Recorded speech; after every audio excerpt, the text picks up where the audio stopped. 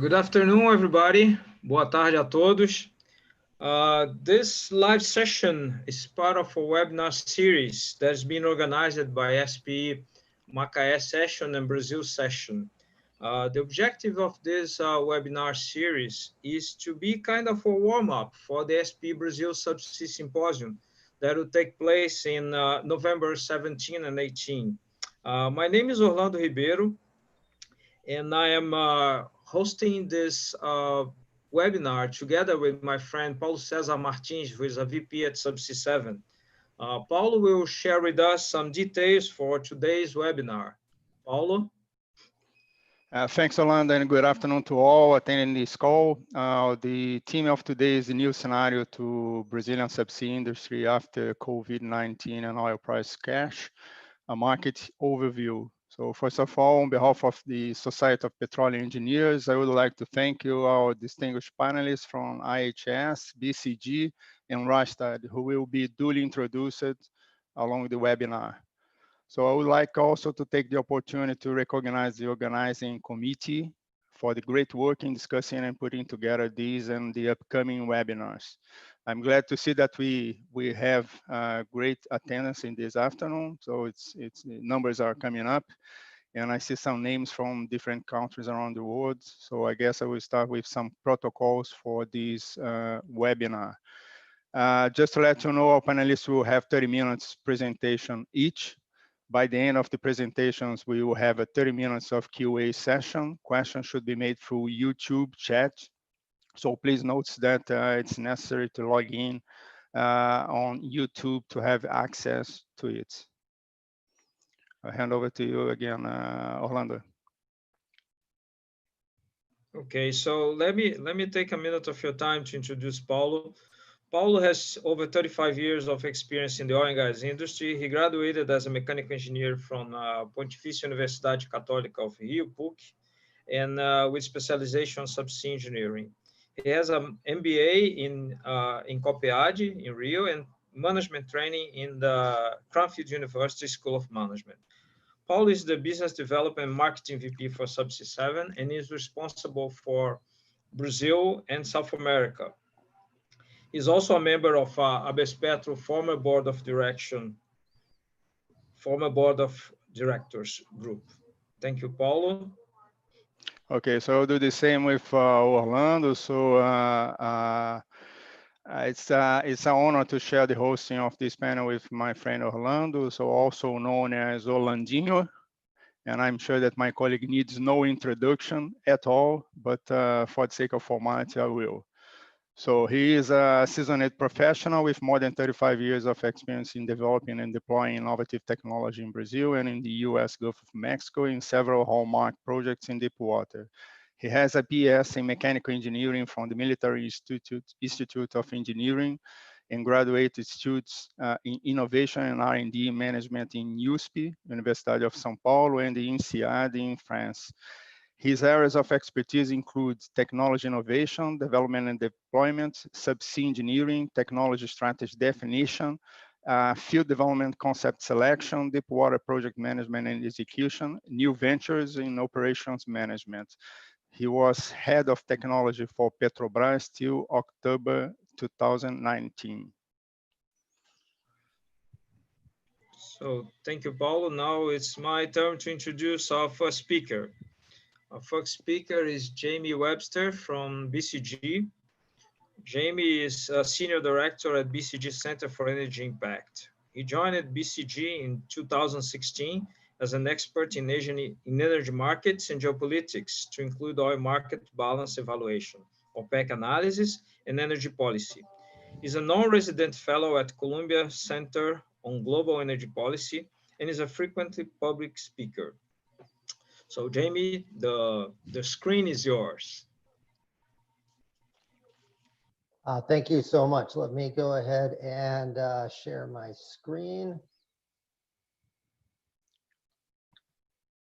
All right, there we go. Thanks so much, everybody, for tuning in. I want to thank Orlando and Paulo for hosting this. I also want to thank my co-panelists from Rystad and from IHS. I am a former IHS guy, and so it's really a great honor to be on here with Pratesh. And we are also clients of both Rystad and IHS, two fantastic data and analytics companies. So it's a real pleasure to be here. And obviously the pressure is on me because I also know that SPE people generally are incredibly bright. And I also know from briefing in Brazil many times that you have to be extremely sharp or people are going to call you out in the 30-minute session on the Q&A afterwards. My task today has been to talk to you about the oil markets and kind of what was kind of what we see happening in our pre-talk. All of us speakers, we were all hoping that there would be some good news. And while the oil market has come up, there's still a lot of difficult sort of roads that we need to go through. With that, I will move to my next slide. It looks like I have bounced off. There we go. Looks like it's looking okay. Now somebody send me a note if that is not the case. I think what we need to look at this is such a complex elements that ended up happening over the last couple of months, is that it is important that we disaggregate it, because as an oil markets guy and as a human, what you often try to do is, as you look at things, try to figure out, okay, how have I been through something like this before? How should I behave? How should I proceed? And so what we've done at BCG, at the Center for Energy Impact, is we're looking at this in kind of like 5 different shocks. And you need to contend with all of those shocks before we get back to quote unquote normal again. And that first shock was, of course, a big demand shock from social distancing, which began, oddly enough, even though many of us started to retreat into our homes in March and even April, was actually in January, when the US and Japan first put on some policies to say to restrict some of the movement from China into the US. As it moved forward, we ended up going to where there was more than 1/3 of the world was actually social distance. And we're still contending with that. I am right now based in Portland, Oregon, as I sit here right now. And Oregon is both one of the last states to kind of open up, and Portland itself is one of the last cities to open up. So we still don't even have restaurants open up here. So that's the first shock that we have to deal with. The second shock that we're dealing with is a supply shock. And I have it grayed out here because in many ways, this has been unwound. The shock came into effect on March 6th in Vienna when OPEC, AKA Saudi Arabia and Russia, were unable to come up to an agreement and said, instead, we're going to actually increase production at a time when, as we know from the great work from Rystad and IHS, demand had just absolutely collapsed. Since then, of course, they've had a deal. They just had another meeting this past weekend and agreed to extend those cuts with some additional changes, which I'll get into in some subsequent slides. And so that's our second shock, is dealing with that. And as I said, we've kind of addressed it, but it's still something to pay attention to. The third shock is the demand shock and the economic recession that we're dealing with. In the United States, the organization that kind of pontificates and says you are or are not in a recession has come out and said, yes, the United States is in a recession and probably has been since early March. The IMF is actually expecting that 90% of countries are going to be in recession this year. For those of you that remember the Great Recession and what a difficult situation that was, only 64% of countries actually went through recession at that time. So this seems to be a much broader sort of recession that we're dealing with. And so that is that third shock that we're dealing with. The fourth shock is about the storage overhang. There was a lot of focus early, I'll call it early in this crisis, that we were going to quote unquote run out of storage. And you saw the contango get into quite high levels. And we have built stocks all over the place, certainly in the United States, but lots of other countries as well. There was a real concern that if you ran out of storage, prices would necessarily have to drop down to zero or even negative. And we certainly saw that for a brief hiccup there with WTI contract when it closed out for May. But overall, it looks like that kind of issue is past, in that the real concern that we have about it, but the dealing with the storage overhang is going to take quite some time to deal with. The fifth shock, which I think is something which I don't spend a whole lot of time in this presentation, but I think is worth thinking about, is about the long-term impacts on demand. Is the way I'm speaking with you and the way you're listening to me and we're interacting, is this going to become the norm, or is this a one-off where the next time I speak to people in Brazil, I'll actually be in Brazil? There's a lot of questions on, are people going to be driving more because they want to stay away from public transportation? Are companies going to shy away from flying, on a permanent basis? Are companies going to go not work from home, but actually work distributed, so that this isn't a you're working from home. There is no central place that you're working away from. All of these have big demand impacts, and while many people are focused about how these reduce demand, there's also a potential that this could end up increasing demand. So those are some things to pay attention to. I've spent too much time on that slide because I'm a consultant, and that's what we do. But I'll go on to the next one. One of the ways that we're dealing with this and looking at it at the Boston Consulting Group is we are looking at this as a three-phase issue that we're dealing with. The first was flatten. This was where all of us were staying in our homes and really trying to bend the curve. You had all these discussions about social distancing and bending the curve and staying in your home. That has largely, many countries have moved past that, are now in the fight phase.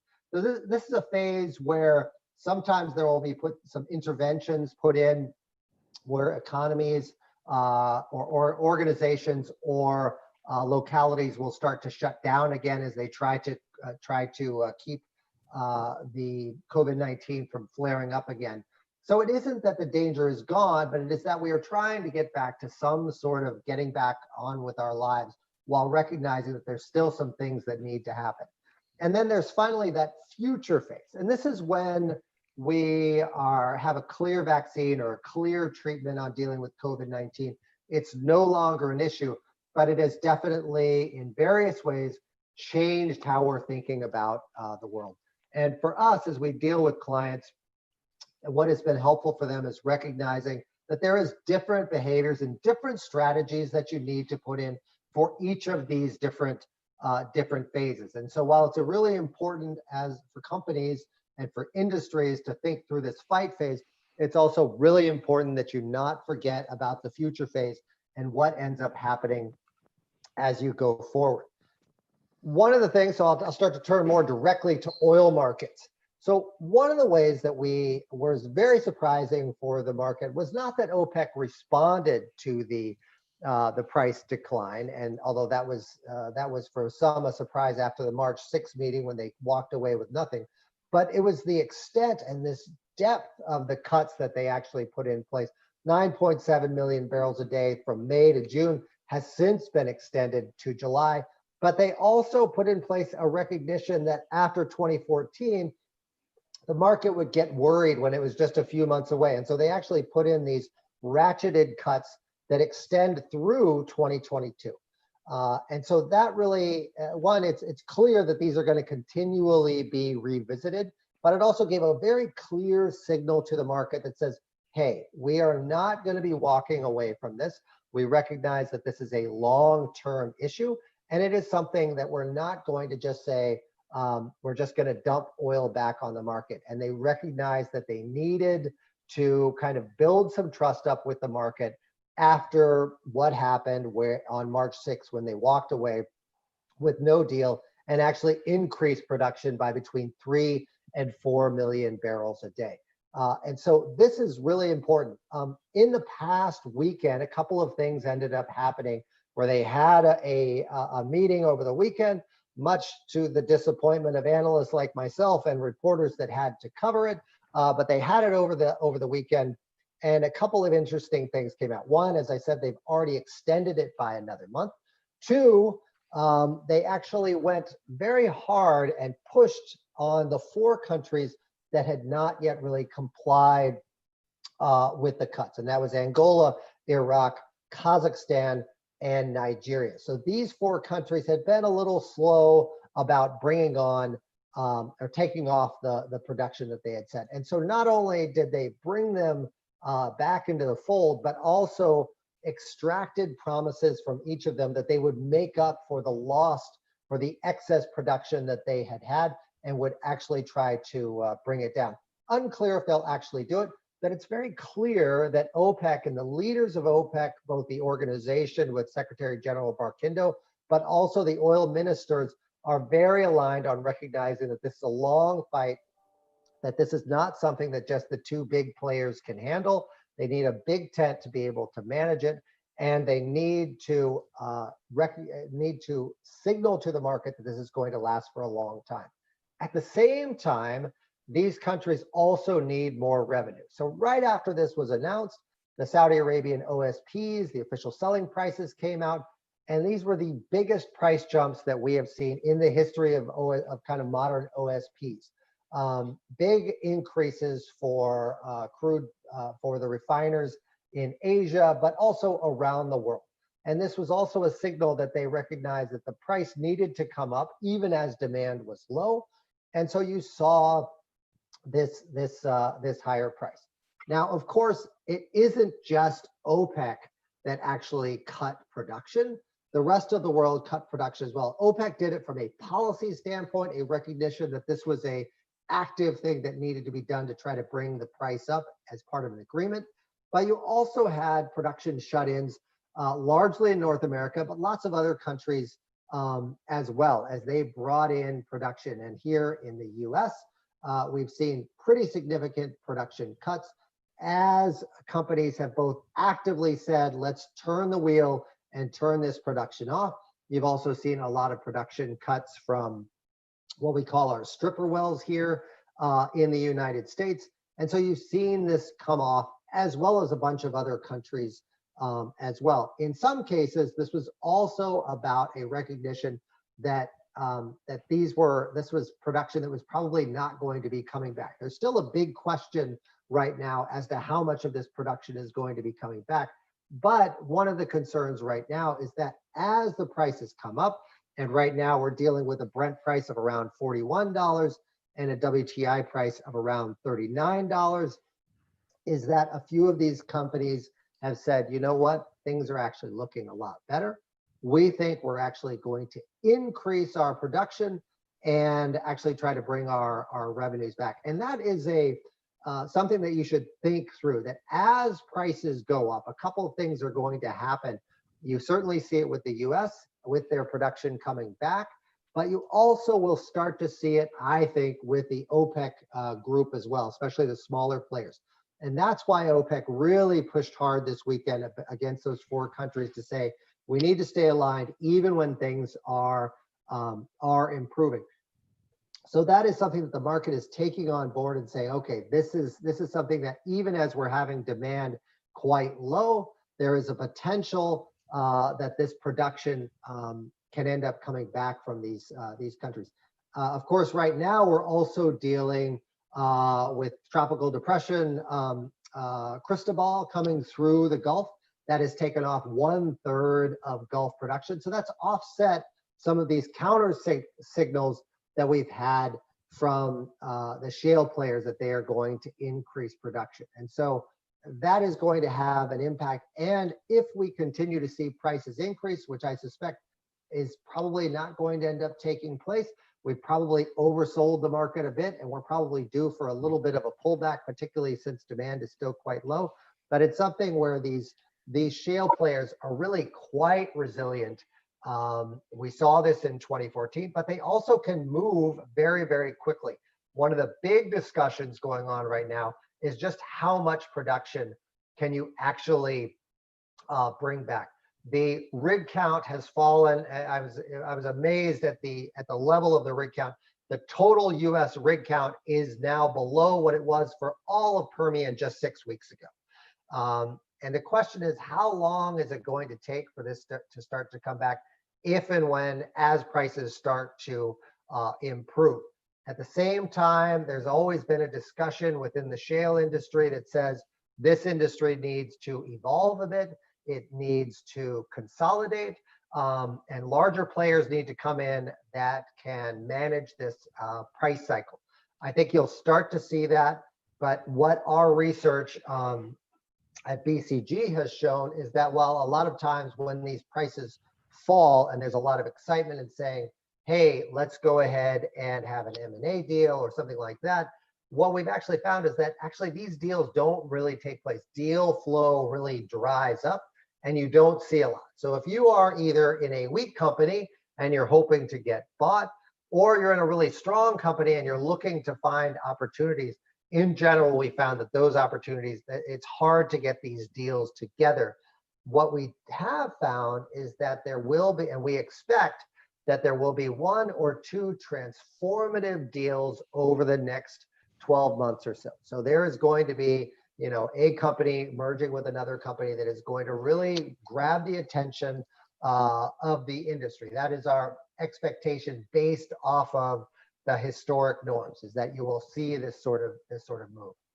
So we are expecting U.S. shale to start to come back, but we are expecting that longer term, its production growth is going to be a bit slower. You're going to see production out of a fewer number of larger players, and you're still going to see some movement from some of the smaller players, but those smaller players are going to be focused on incubating some of the smaller plays and looking at some new opportunities out there, which are, of course, always present when you have things.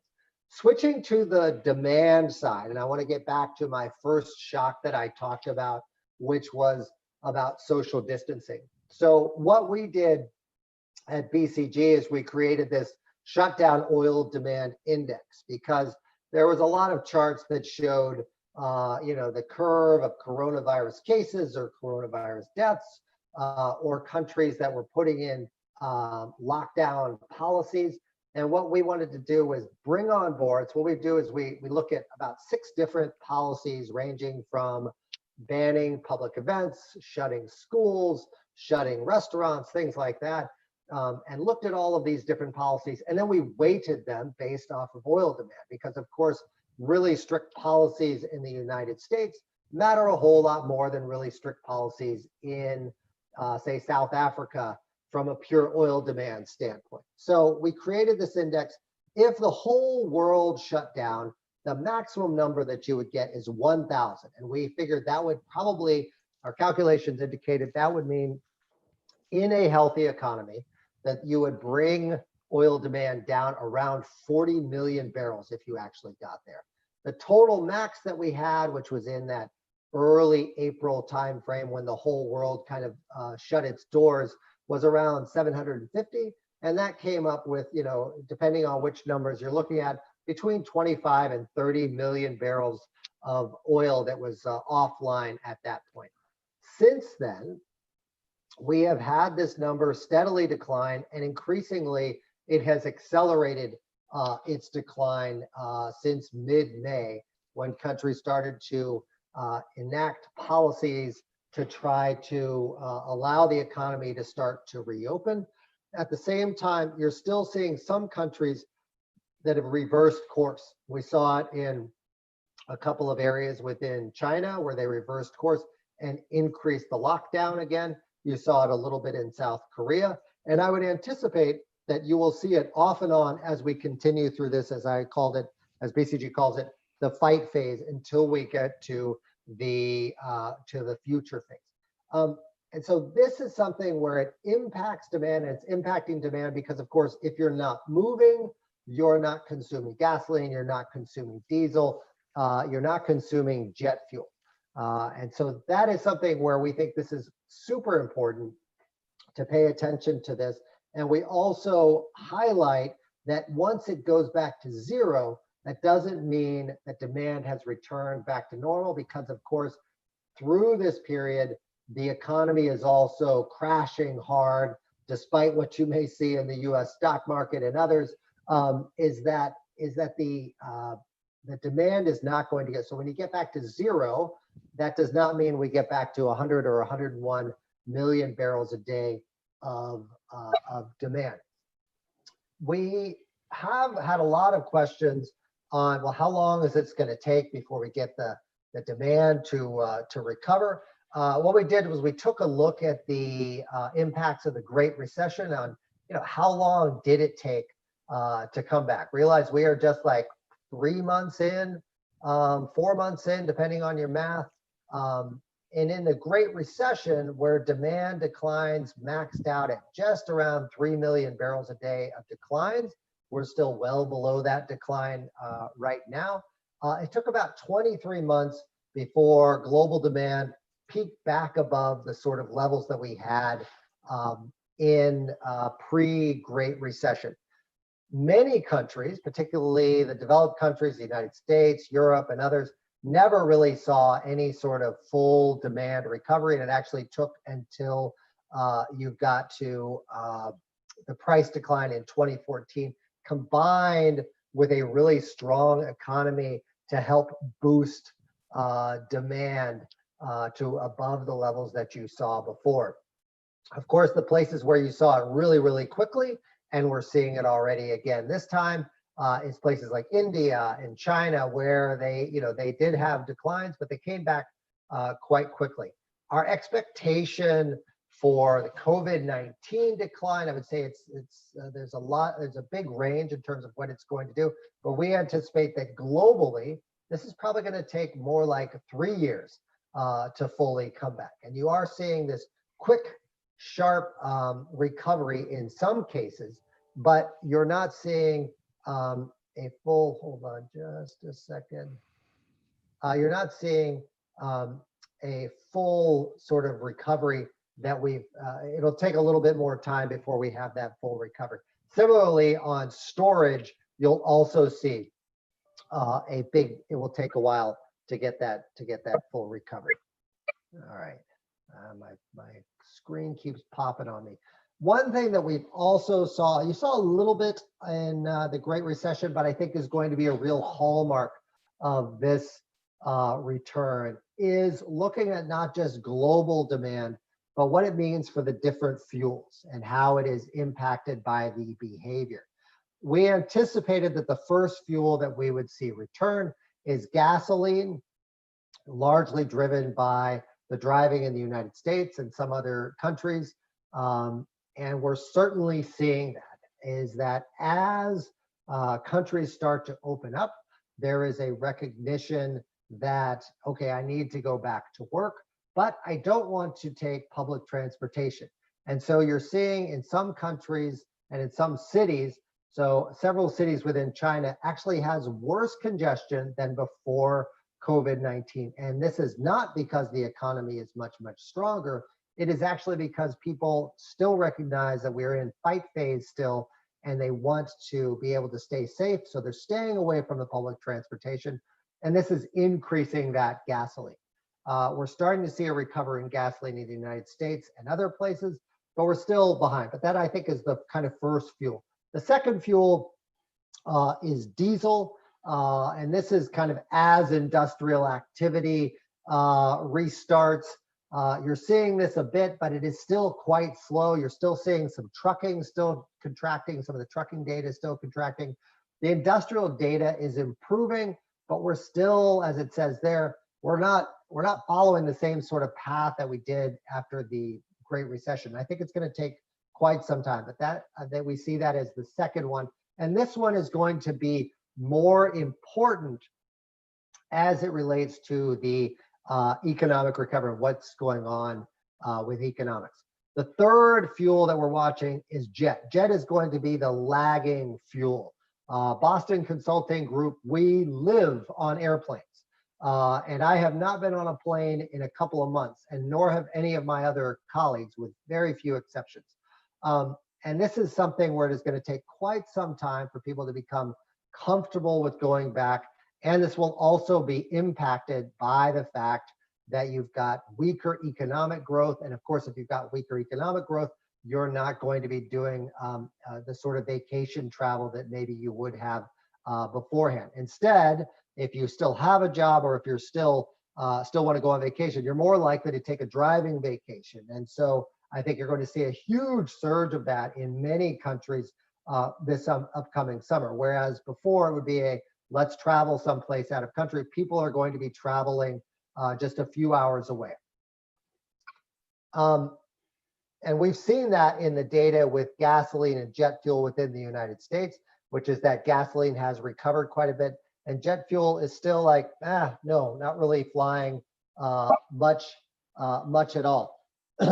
On the manufacturing PMI, which you got from Market Economics, but I would also do a plug again for my colleagues at IHS, who does a great job in terms of getting PMI data out. We saw that China came back quite quickly, but into a depressed economy. So even as they said, okay, we're no longer worried about COVID, or at least we're not worried about it to the point that we want to keep factories off, we're going to go ahead and come back. But it came back into a very weak sort of economy, and so you didn't get back to the same sort of levels that you had before. Other countries are going to take a little bit more time, and that's going to slow that diesel demand. I've already mentioned the jet fuel demand. So we're seeing some recovery, but realize that while these look really great, this is just looking back over the last 30 days in that last recovery. So to put it into greater context for you, right now for commercial flights around the world, there's around 33,000 commercial flights every day. That's the 7-day average that we have right now. At the lowest point, it was around 27,000 flights per day. So we've had an increase of around 5. But before this all happened, the average was more than 100,000 flights per day. And so you've had a real significant fall off. And yes, we are starting to recover, but we're still a long ways before we get back to the sort of levels that we had beforehand. Now, there is an upside case that as the economy starts to come back, and as we're still dealing with the fight phase, is that there could be a push to where people are still wanting to fly, but they still want to have a little bit more room. And so flights end up with lower load factors, but the number of flights moves up quite strongly. And you could even approach the sort of numbers that you had before, even as the number of people flying is down. Of course, that will mean that there will be significant increase, most likely, in airline tickets. And that will depend, of course, on a pretty strong economic recovery, or at least the sort of stimulus to allow that to happen. Turning longer term, and for me as an oil markets guy, longer term is like a year away or less.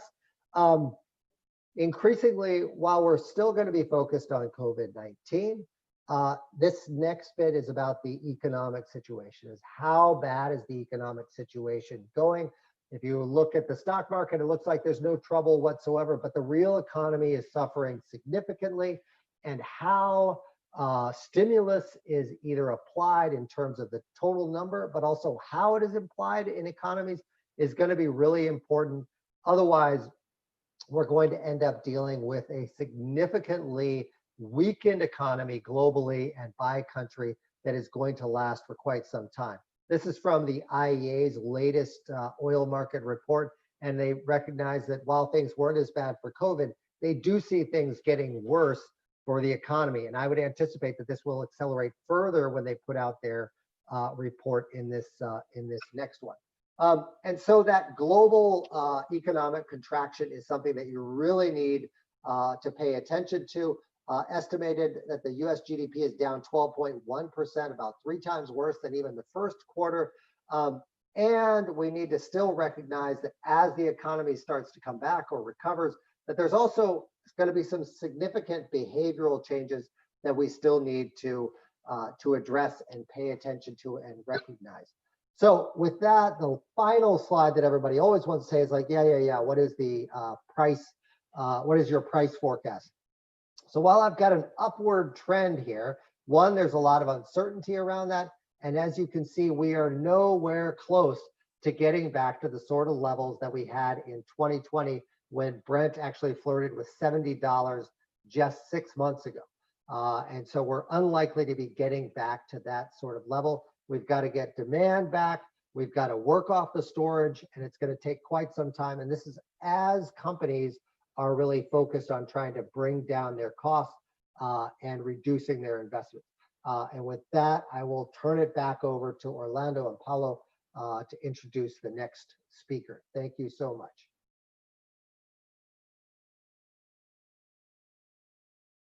Orlando, you're still on mute. Yeah, I'm mute, Orlando.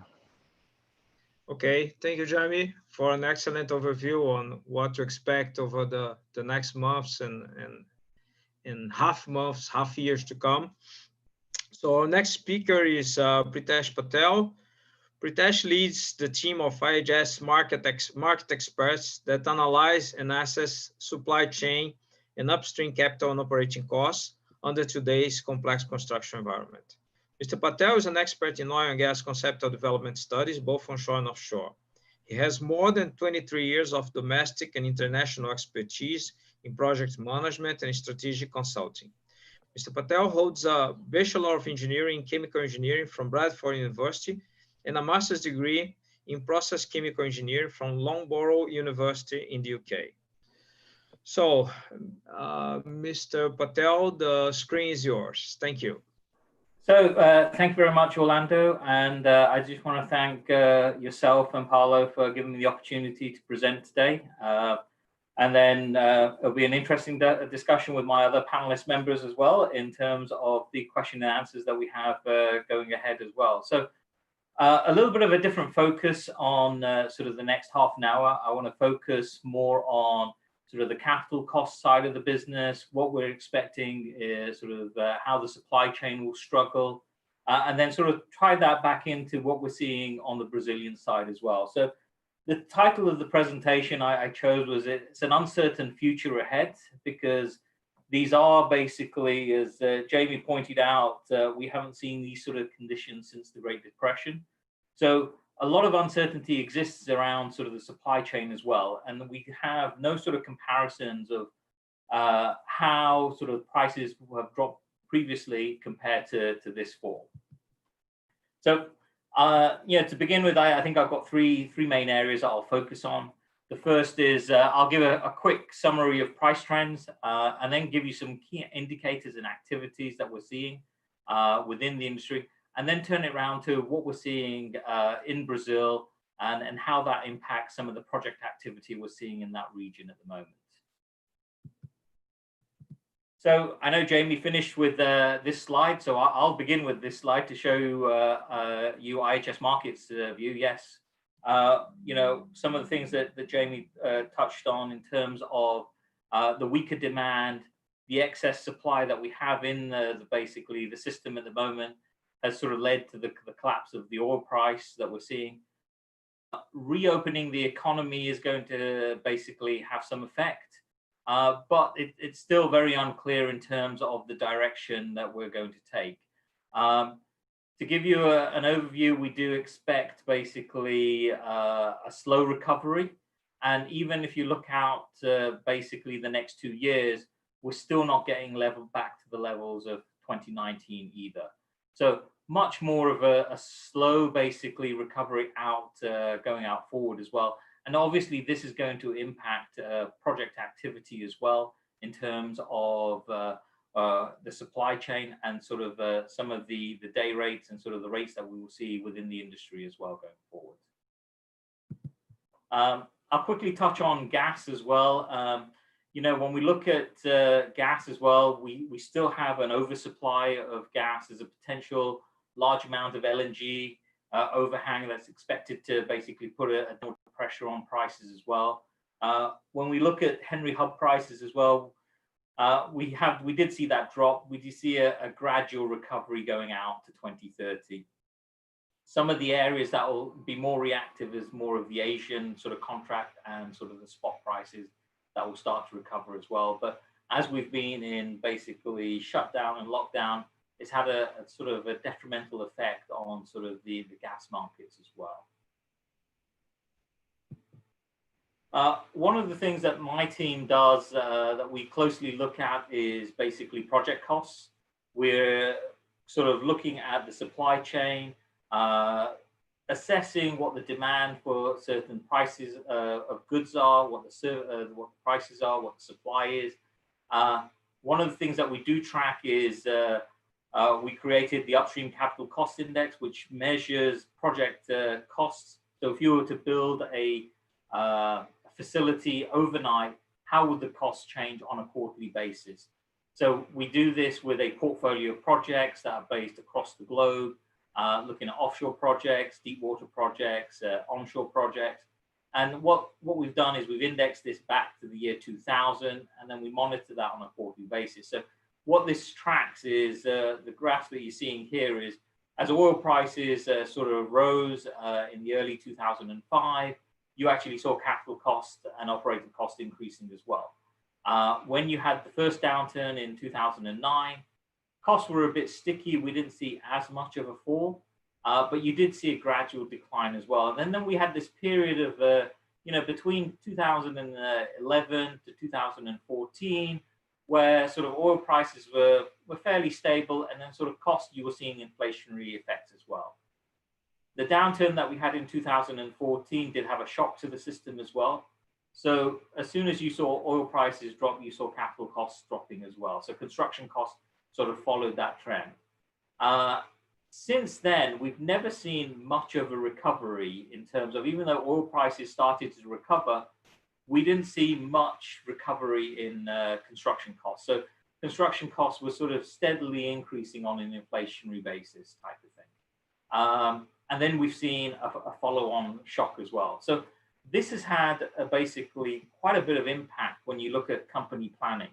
So a lot of operators do their sort of planning in terms of what project goes ahead. Usually at the moment, it's between a $40 and a $50 sort of cycle.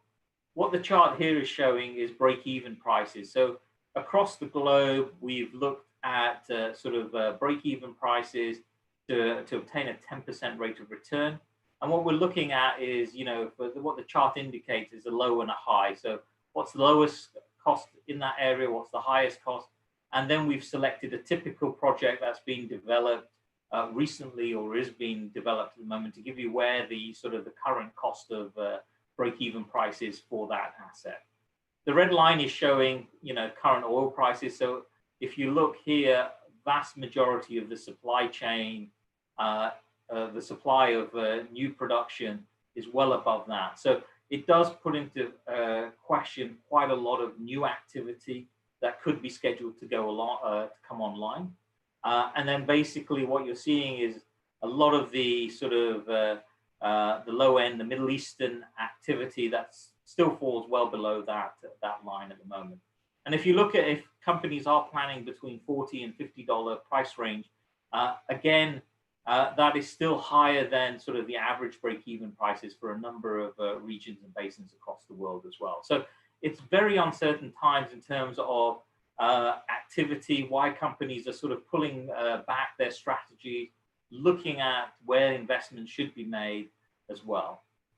So the first thing you turn to is, well, in the last downturn, we actually saw costs decreasing 20 to 30%.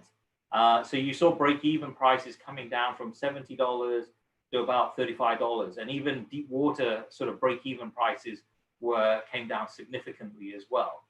So when you look at costs, two things happen. When you look at the cyclical costs, which are commodity prices, service prices, they came down quite significantly. So when you look at this is just showing you the cost decreases that we've seen in the first quarter of 2020. When we look at the first 2 months of the first 2 months of that quarter, we actually saw price escalation. So a number of these markets actually were growing, and we were seeing, a 1.5% increases. As soon as oil prices sort of collapsed, you actually saw a reversal, and you actually saw some price movements in here. One of the questions that we currently get asked frequently is, well, in the last downturn, we saw 10% decreases in subsea. We'll be expecting another 10% decreases in subsea costs. And one of the key factors here is there's not enough margins left in the business for a number of these suppliers to actually warrant and to give that sort of change in prices as well.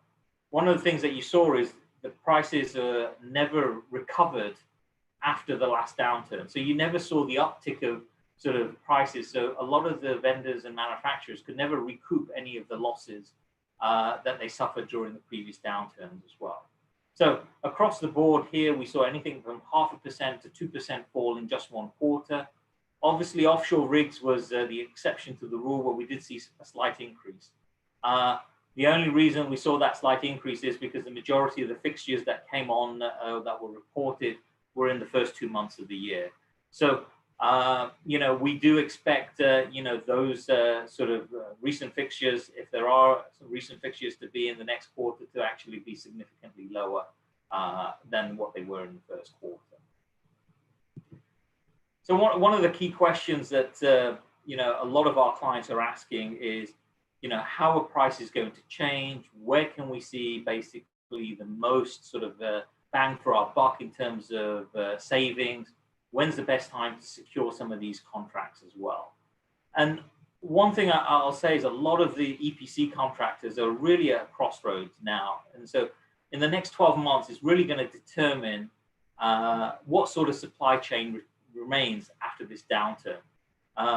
You know, when you look at the state of the contractors at the moment, a lot of the EPCs are struggling and are a lot worse than they were before, basically, the recent downturn. And the survivability of a lot of these contractors is really under the question at the moment. When you look at what's happened before, I mean, you know, what's changed from now, from the previous downturn is, you know, a lot of that cheap money has dried up. And a lot of the backlogs that we saw previously have disappeared as well. And if you just look at the moment, I mean, today, compared to 5 years ago, we have 10% more basically vessels on the market than we did in 2015. So we still have a constant overcapacity of sort of rigs and vessels on the market at the moment, which are constantly putting a downward pressure on day rates. The other thing is, you know, you're seeing, you know, you've seen an excessive amount of competition between these manufacturers. So when there was quite a bit of capital available, the markets were looking good, you saw quite a bit of investment in the market, and you saw changes in capacity and a lot more supply coming into the market.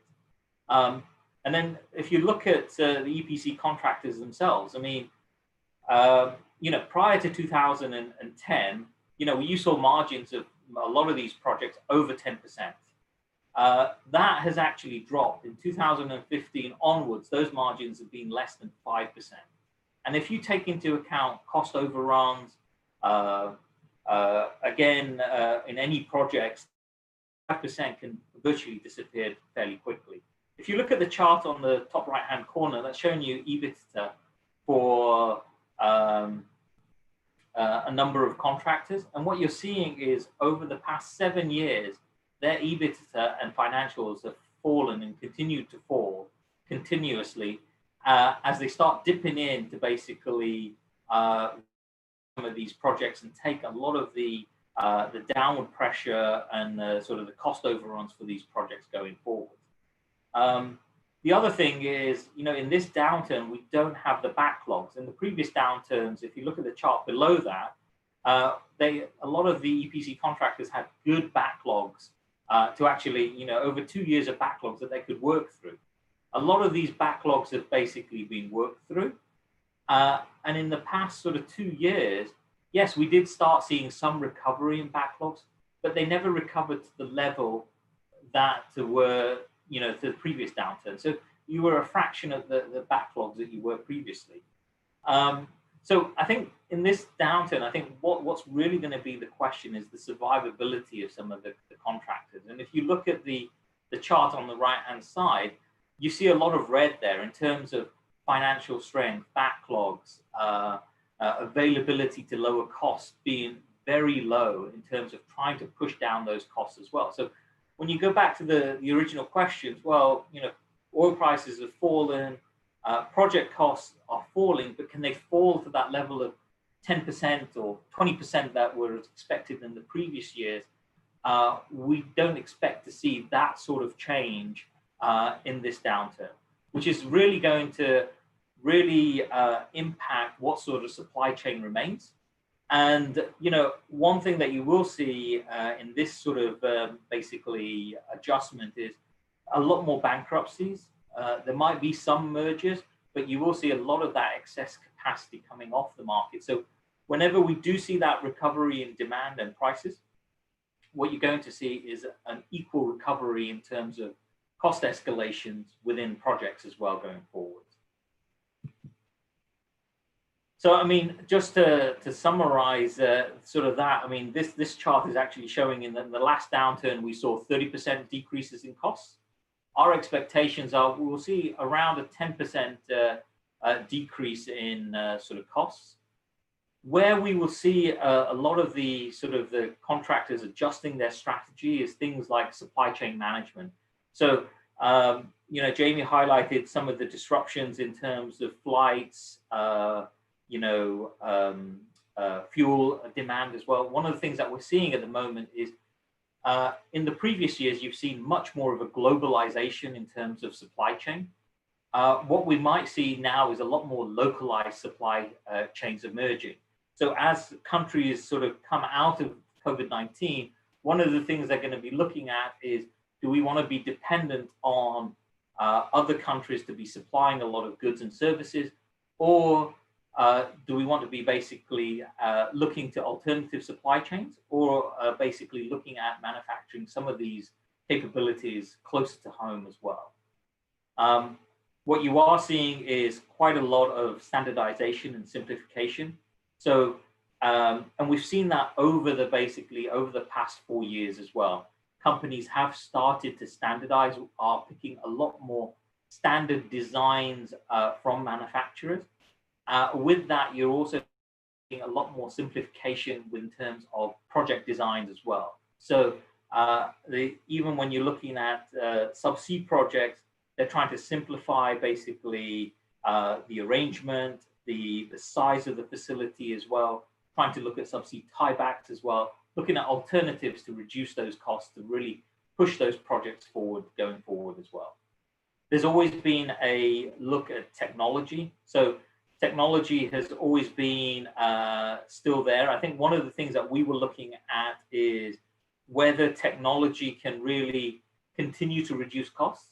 And yes, what we are seeing is even with you know, operators struggling at the moment, they are still looking at technology as a provider to you know, improve operational efficiencies, to improve maintenance efficiencies, to reduce sort of the operational costs going forward as well.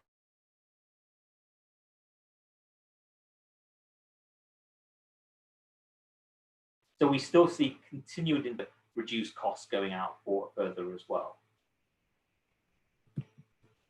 So I just want to go through some activity indicators and sort of how that is going to play into sort of our forecast in terms of how we see spend going out forward as well. So one thing that we do try to do is track FEED contracts. This is front-end engineering awards. And what you're seeing is a monthly sort of tally in terms of how FEED contracts have been changing. And one thing, you know, when you see year on year, what you're seeing is even in the previous downturns, you know, last year we had a stellar year in terms of the number of FEED contracts that were awarded. And even 2020 started off fairly aggressively. The red line I've just put on there in terms of an indication, at the moment, we are seeing absolutely zero activity in terms of new FEED contracts going into place at the moment. And one of the things that what we are seeing is basically a reduction in the amount of spend, and the projects are being reassessed in terms of as companies reassess their strategies and long-term goals in terms of where they want to be. So I think, you know, when you compare this back to the previous downturns of 2015, we do expect it to be lower than that. So we're going to have a year where one of the leading indicators of how activity is faring in upstream is going to be fairly low and constrained going out forward. We've also seen the average number of days and fixtures remain at an all-time low. So when you look at, floater drilling days, they've actually decreased quite considerably. And you're also seeing the contract length decreasing as well. If you look at Subsea, I mean, Subsea's had a bit of a double whammy at the moment in terms of, at the beginning of the year, we actually did start seeing a decline in the number of orders. So they started to fall in 2020 anyway. And then with that, coupled with COVID-19 outbreak, we saw a significant amount of further declines in subsea tree orders. So oil price, COVID-19 has really sort of, decreased the number of subsea tree awards. And we're actually, expecting, demand to basically drop by about 80 to 85% compared to 2019. So now, depending on how long the duration is, I mean, when you look at the various forecasts out there, we do to see, basically the next 2 years to be very challenging for subsea awards going out forward as well. Just because, we haven't seen as much commitment to some of those deep water projects going out forward. So with that, I mean, one of the things that you look at is like the FPSO contracts as well. So, in 2019, we had a really good year, and that was basically due to Brazil and Guyana. Petrobras, placed sort of 4 large orders for FPSOs. But I think we're not going to see that sort of demand in 2020. We've already seen a number of projects that have been affected by capital cuts in budgets, tighter financing, and we're not seeing the economic returns as we've done in previous projects. We think that the price volatility is going to sort of impact sort of the FPSO awards. One of the things that we will say is you might see, a little bit of higher FPSO awards than you did in 2015, just on the fact that, project construction costs have come down quite significantly. So you will see, in that sense, some activity returning in that region. One thing that we've seen, and I know everyone on the call has seen this, across the board, we've seen basically CapEx announcement cuts, and that's not just been for, one particular region. We're actually seeing every region, we've seen average cuts in announcements, and it's basically anywhere between 20% to 60% sort of cuts within operators have announced. And when you just break that down in terms of North America and IOCs and NOCs, it's a similar sort of breakout. You're seeing anywhere between 5 and sort of 55% cuts in North America spend, and the IOCs and the NOCs as well, anywhere between 10 to a 30% cut across the board. So, companies are reassessing their budgets. They are assessing where spend should be as well. And it's a similar sort of trend on the IOCs and the NOCs at the moment, which is different from what it was in the previous downturns, where you see sort of a lot of NOCs still carry on their spend despite the fall in oil prices. So one thing that we do is we also track sort of the E&P sort of spend in the industry. And one of the key takeaways here is, if you look at how much E&P spend is going to be down this year, we're going to be down 30% compared to that last year. And the trend is going to continue again in 2021, where we do expect another 4% drop as well. And even when we look at the recovery from 2020 to 2025, that recovery is only going to be compounded at 12%. So we never get back to the levels of spend that we had in 2014. And that's going to have a huge impact on the supply chain and also the industry as a whole as well. So one of the key things here is, if you look at how much investment dollars have been wiped off, you've seen on average about 720 billion capital expenditure has been wiped off in the last sort of 6 years compared to the pre-crisis estimate. So it's a huge amount of investment that we've lost. When we look at sort of the cuts as well, obviously the largest cuts are going to be onshore first, and the US is going to be the fastest and the hardest hit. So when you look at the amount of the spend that's being sort of forecasted, we're seeing anywhere along the lines of a 53% cut in CapEx spend. We're seeing a sort of a smaller amount in Russia, Africa, and in China. You're also seeing cuts in basically the Middle East as well, with Aramco announcing cuts in spend as well. So quite a bit of reduction on the onshore side in 2020. When we look at offshore as well, again, offshore in spend is sort of impacted. There's a slight delay here. We do anticipate sort of cuts, but anything that's already been sanctioned is basically in development.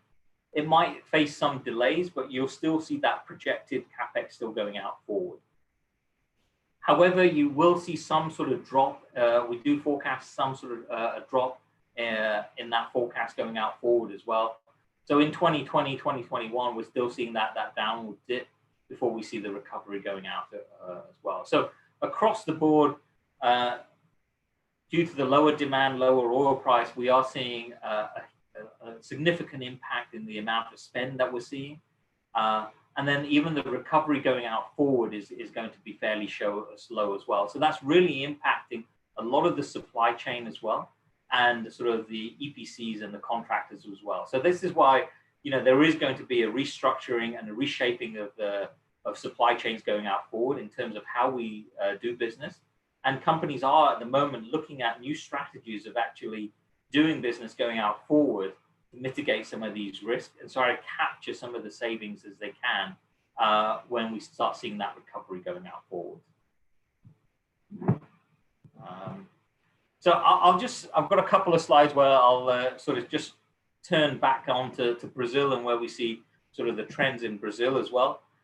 So when you look at what's happened in Brazil and in Latin America, I mean, we've seen the same sort of CapEx cuts, reduction in exploration, and there's been a sort of refocus on some of the main asset areas as well. So rather than looking at new areas, I mean, the main assets have had the main focus, and you've seen a number of projects being postponed as well.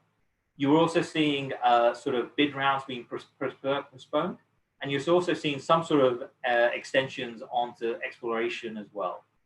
I think one of the things that you are seeing on the supply side as well is, you know, we have seen a significant amount of reductions on basically the suppliers and the service companies.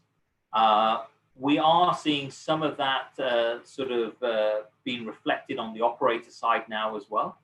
And then basically on the operational side as well, I mean, there has been a huge focus on trying to, you know, reduce operational costs, not reduce maintenance, but optimize maintenance as well, to keep production carrying on as well. So that's been the short-term response.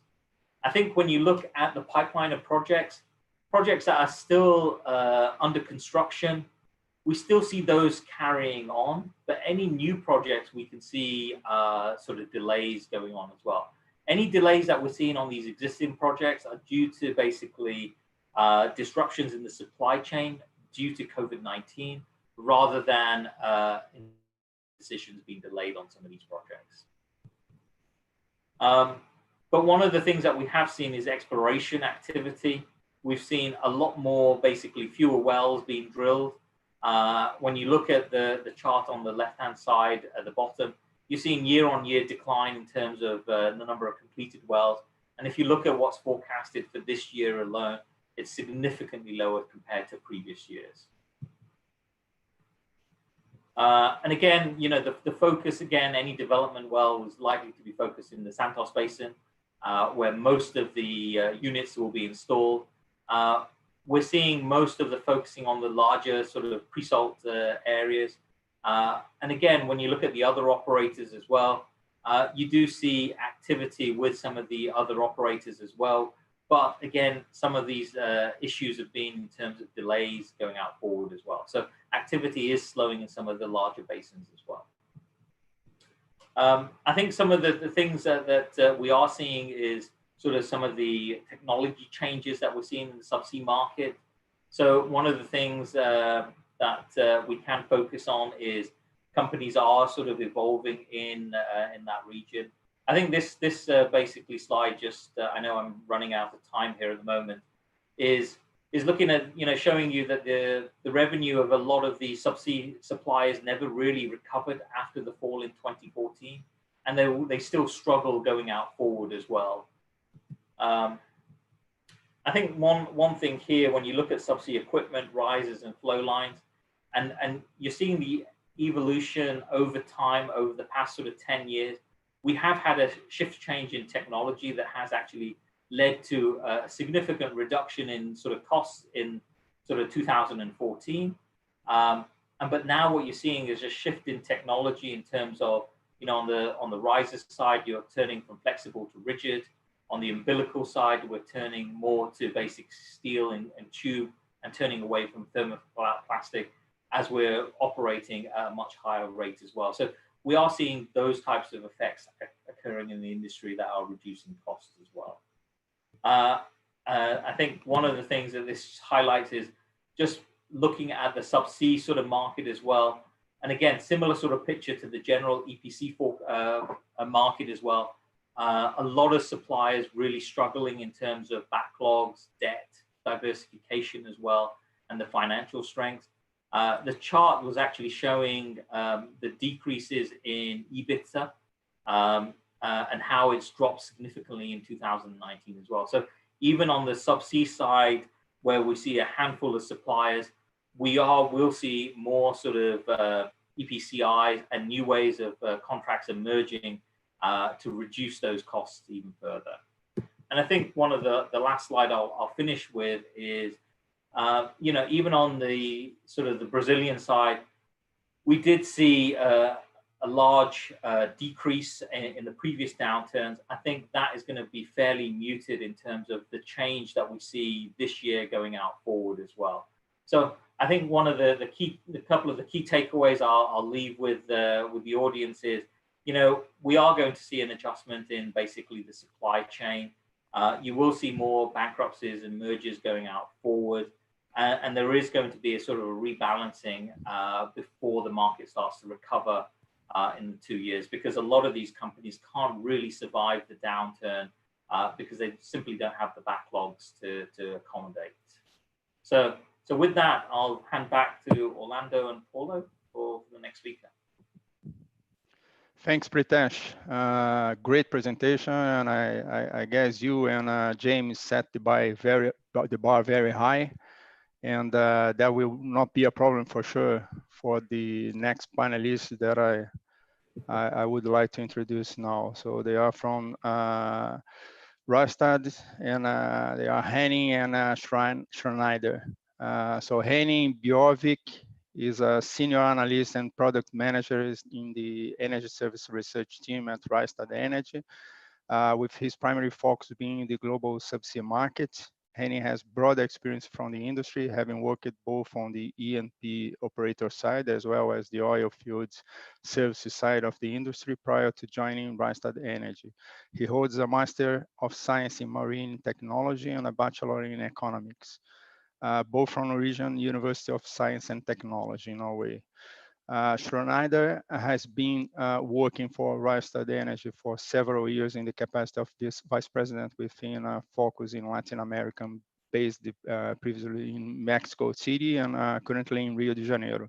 After graduating with honors from the University of Texas with a bachelor's degree in Spanish and Portuguese, and this is what explains his very good Portuguese. Schneider spent a number of years working for a top UK-based oil and gas research and consulting firm in their Rio de Janeiro office.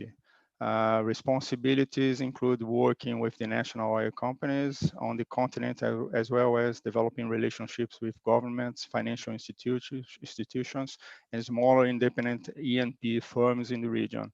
In 2015, Schneider received his master's degree in international oil and gas management from the Graduate Institute of International and Development Studies in Geneva, Switzerland. So with that, the screen is yours. Henning and Srinander will share the Rystad presentation.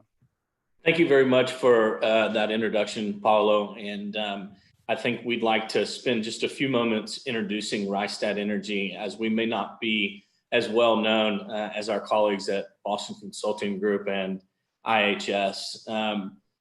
My role, as Paulo mentioned, is Vice President of Latin America, based out of our Rio de Janeiro office, and we handle the entirety of our Latin American practice from Rio.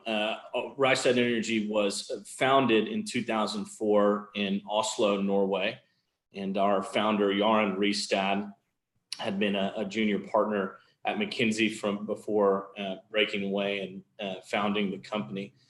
We really work with clients in three different ways: consulting, databases, and analytics. And what you'll be hearing today from my colleague Henning is a mixture of these kind of three different services to create this bespoke look at the subsea market within Brazil. And we would encourage anyone that has any questions after the presentation to reach out to myself or to Henning, and we'll be happy to answer that. I think it's important to speak a little bit about how Rystad Energy goes about the data collection that we do. So we really start at the micro level, covering 65,000 assets worldwide in terms of reserves, productions, and costs associated with that development. And from that base, we're able to touch a lot of different subjects and segments.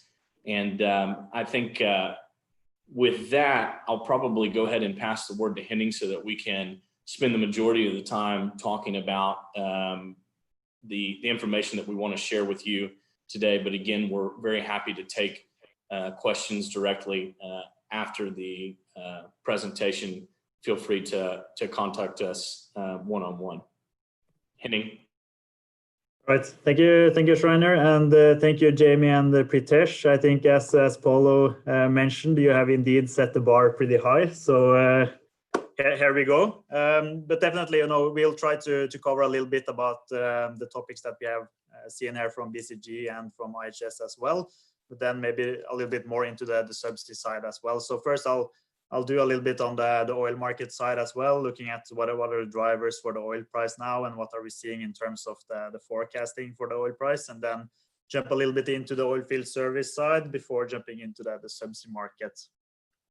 So with that said, I'm just going to kind of show one figure that I think a lot of you are familiar with from media probably, or maybe as kind of, maybe not in this graphical way, but at least kind of what you read. And that is essentially, that the countries, are definitely having choices now in terms of what to do about how we battle with the coronavirus. And I think, essentially what we're seeing is that the most countries, they typically, go for this mitigation scenario or this effective prevention scenario, as we see, for example, here in Norway, that we say that every infected person can infect 0.9 others, and then kind of limiting the infections in that way.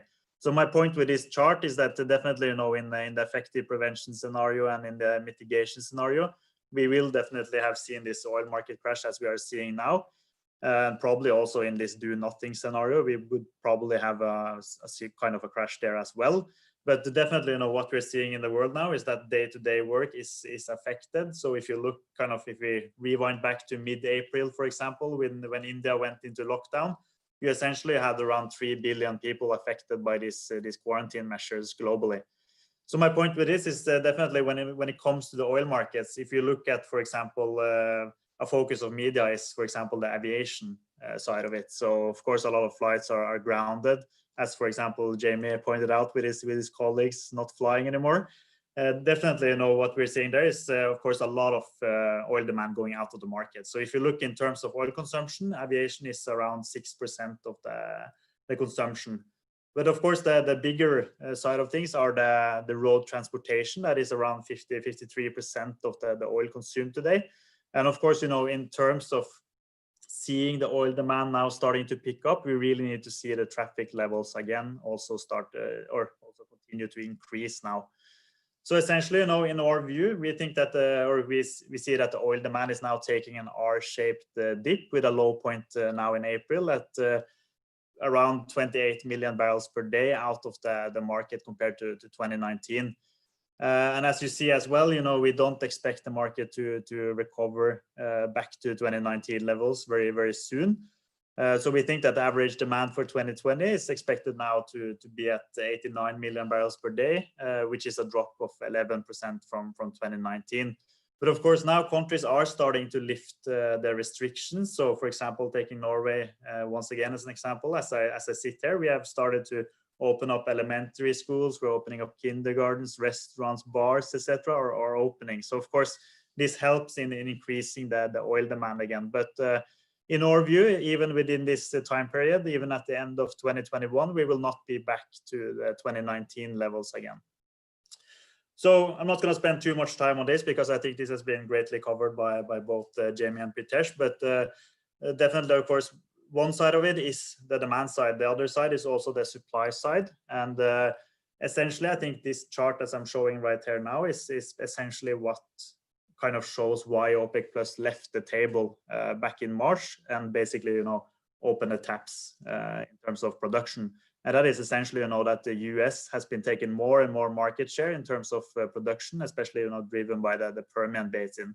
And if you continued in a $60–70 environment, we would see this increase another 1 million barrels in 2020.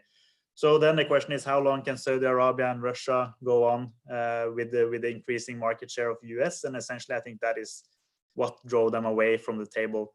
But of course, we are in unprecedented times now with this COVID-19 situation.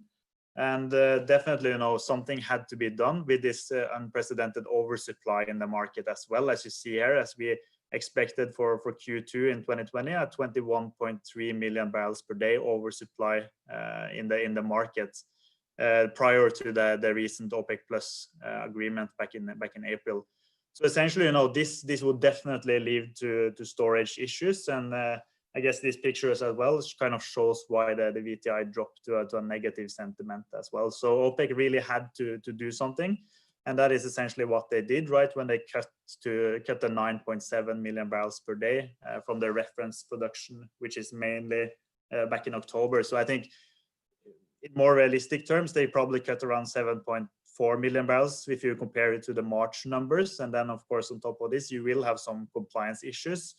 But I think when you look back to that oversupply chart as well, kind of in May, it wasn't enough to balance out the market, but I think definitely it's much more bullish in the long term. And essentially you could actually now be looking at basically rebalancing the market already now in June. But I think as was also pointed out here by my co-panelists, I think OPEC Plus really needs to kind of stick to their guns now in order to draw down the 1 billion barrel storage that has been accumulated over this semester or half year, basically. So that kind of leads us to our oil price estimate as well. And, we have been accumulating a lot of crude surplus now in the first half of the year, and we estimate that it will take around 12 months to clear that out in the current environment that we are in right now. But then, as we expect, the market to start to balance in terms of supply and demand, we do expect the oil prices to increase, which is kind of fundamentally supported in that. But of course, in short term, you will have a lot of swings in the market as the market kind of balances the demand from refineries with the supply that is coming in, then the massive storage build.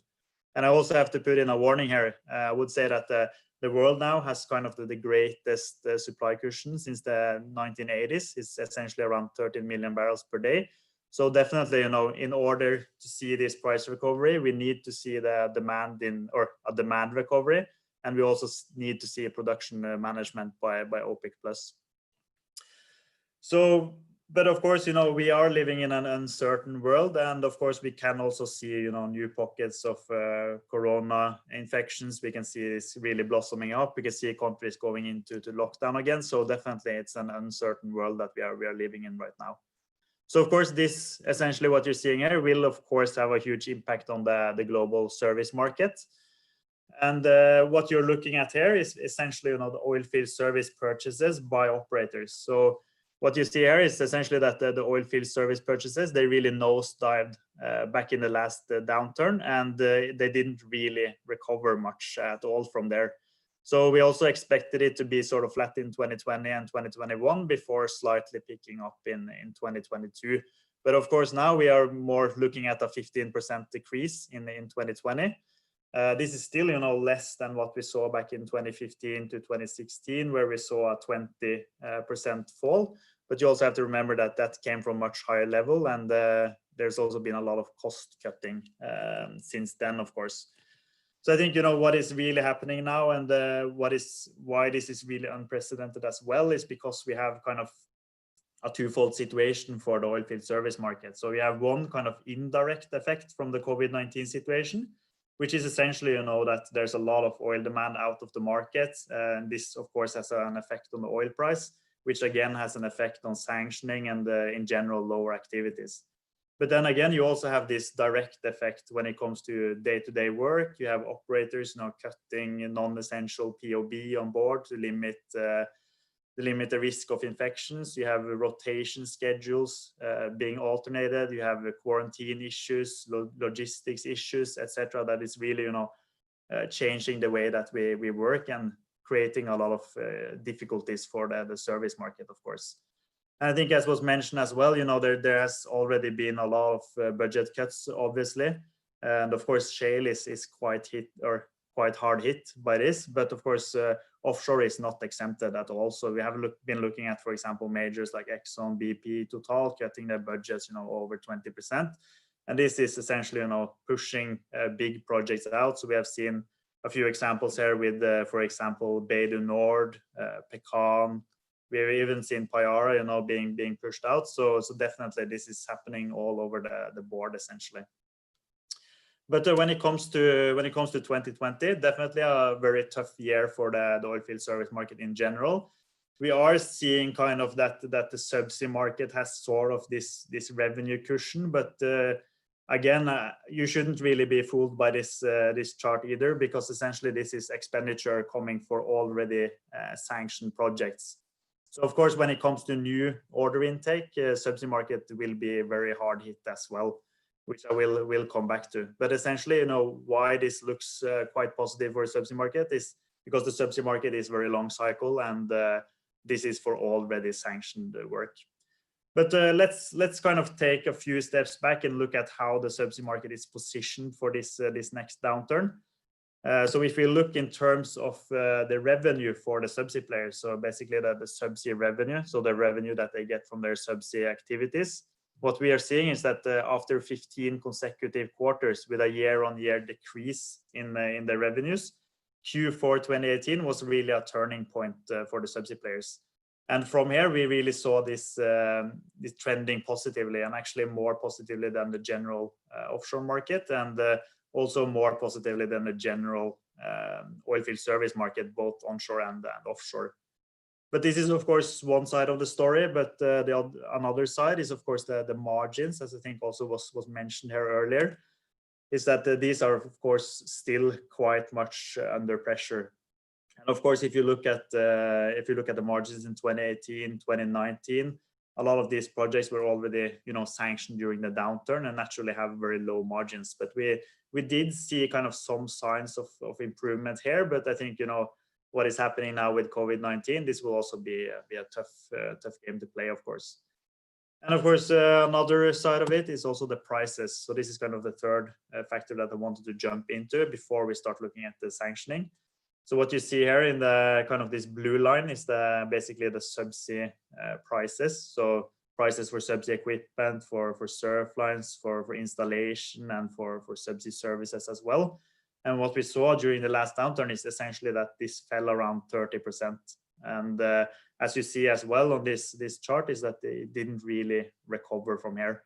And now we are also expecting them to decrease again or fall again now in 2020. So definitely, the subsea market is sort of coming from a position where it hasn't really recovered much, and now kind of has to take another hit. So definitely what is going to be a big struggle going ahead is, of course, when it comes to new awards. And essentially that is what we're seeing when it comes to sanctioning of new projects. So right here, I'm kind of showing our kind of view on offshore and onshore sanctioning in a $30 environment. So our base case is slightly higher. So if we look to 2020, I think our base case is $23 billion of projects to be invested. But essentially, this is really showing the severity of the situation, that we are actually much lower than the kind of the grim 2016 years. So definitely within here as well, you have, for example, Sangomar, $4 billion project. You have Platina, you have Lambert Deep and Great and Western Flank, phase 3 already sanctioned. So there's not much room for the subsea players to play in there, to put it in that way. And that is essentially what we see when it comes to subsea tree awards, because essentially this sanctioning, of course, when we see this low number of sanctioned projects, we will also see subsea tree awards also fall quite hard. And what we have done here is we have compared kind of the pre-COVID-19 estimates versus kind of our base case now. And what we're seeing now is, of course, a lot of these big projects like Bacalhau, Payara, Rosebank, Bay du Nord, Pecan, a lot of these big FPSO names are being pushed out. So what we're seeing now is essentially that we are on track to revisiting 2016. And I want to put that into a little bit of perspective, because essentially when it comes to 2016, this is the lowest number of subsea trees we have seen awarded in 1 year since the turn of the century. So, as a kind of an offshore analyst, this is quite hard numbers to look at, essentially that we are moving back to 2016 numbers again, only after 3 years. But as you see as well, we do expect some light at the end of the tunnel here. We kind of expect kind of a rebound in 2022, together with oil price and together with the sanctioning, essentially.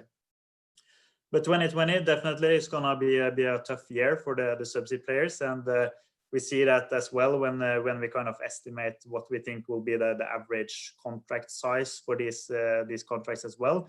That we see kind of the average contract size in terms of number of trees per contract now dipping below 3, which is a very low number, and basically more or less the same as we saw back in 2016. And to compare that, you can look at the average contract size back in 2013 was actually 9. So there we saw much more of these bigger contracts. So the question is kind of, how did the subsea players now kind of battle this last downturn? And I think, what we have really been seeing is that we have seen a lot of integration in the market. So we have seen a lot of these integrated contracts, essentially meaning that the subsea players are taking on sort of the full subsea scope under one contracting frame, essentially. So we have seen, for example, the likes of Technip FMC, OneSubsea and Subsea 7, and Baker Hughes and McDermott swooping up a lot of contracts through this integrated contract type. And we saw this kind of type of contracting really emerge back in 2016, when it started off with the Equinor's Rystad project in the North Sea. And then we saw the Murphy Dalmatian North in US GOM, and those two places became sort of the main hubs for this contracting type. So we had the North Sea and the US GOM, but then essentially what we are seeing now since Q4 2018 is that this is really kind of a global contracting type right now, and we're seeing this being deployed in many different projects all over the world. But you could potentially say that we have seen kind of 3 hubs, so North Sea, US GOM, and also Australia. But it's also interesting in terms of Brazil as well, as we saw, for example, the Bacalhau feed being awarded to Subsea Integration Alliance as well. So you could potentially see the first integrated contract in Brazil as well going forward. So another way to look at kind of how this market has changed is also to look at it in terms of the subsea trees that has been awarded. And here you really see kind of how this contracting type has been increasing in popularity over the years, and kind of actually over 40% of the trees that were awarded in 2019 were part of this integrated contract. So in terms of the Brazilian market, of course, I think this was also mentioned there earlier, that there is a lot of these FPSO projects that are already awarded, because 2019, I would say, was a pretty good year in terms of FPSO sanctioning in Brazil. So in terms of investments, I would say that we were back to the same levels as we saw in 2010, 2012, 2013, but of course far from 2011. where we saw, of course, 4 FPSOs move ahead with Buzios 5, Mero 2, and the 2 Marlin revitalization projects. So I think, the issues we are seeing now in the already sanctioned projects and already awarded projects is disruptions in the supply chain. So of course, when it comes to this yards, you can have issues in terms of logistics, you can have issues in terms of getting international contractors in, etc. So we are seeing some delays for some of these FPSO projects. But I think this chart here as well, shows kind of the importance of Brazil when it comes to the subsea market as well, because essentially, these FPSO projects are a main driver for the subsea market, especially in terms of the subsea trees and manifolds, etc., and basically the subsea equipment market. So in terms of FPSOs going forward, which will of course be a big driver for the subsea market, as I mentioned, we pre-COVID-19 there was a lot of FPSOs in the pipeline, as you see for 2020 as well, but now we are really struggling to see any more projects move ahead. So basically the one FPSO project that you see in 2020 is essentially the Sangomar project. So we see a lot of projects being pushed out. We have seen, for example, in Africa, we've seen Pecan being pushed out, Bonga Southwest and Saba Saba, the common suspects that have been there for quite a long time. But a lot of these also have quite high break even, especially in West Africa and in Nigeria, where we have this new royalty tax on deep water fields. But when it comes to Brazil, we see that most fields have a break even of around, or most FPSO projects have a break even of around $40. So maybe for this production sharing contracts, this is slightly higher, but still around $40. So we think that Brazil will definitely be one of the main drivers for the FPSO market going forward, and then also essentially for subsea equipment as well. So we actually see out of these 40 FPSOs that we see coming in the next 4 years, we see 13 of these being for Brazilian projects. So of course this will bring, as I said, a lot of subsea equipment work as well for the subsea players. So if you look in terms of Christmas tree installations, for example, if you kind of rewind back now to the kind of the golden years of 2012, 2014, we saw between 70 and 90 Christmas trees being installed each year. In the latest years, we have basically been down to 30, 40, but now from 2021, we do see a growth with these 2019 awarded FPSOs, and we might touch around 60 Christmas tree installations per year in 2025, 2026. But of course, the big driver going forward will be, of course, new and upcoming awards that is basically in the pipeline. Of course, a lot of these projects might be at risk of being delayed, but we still see a lot of these projects moving ahead in the next coming years, essentially.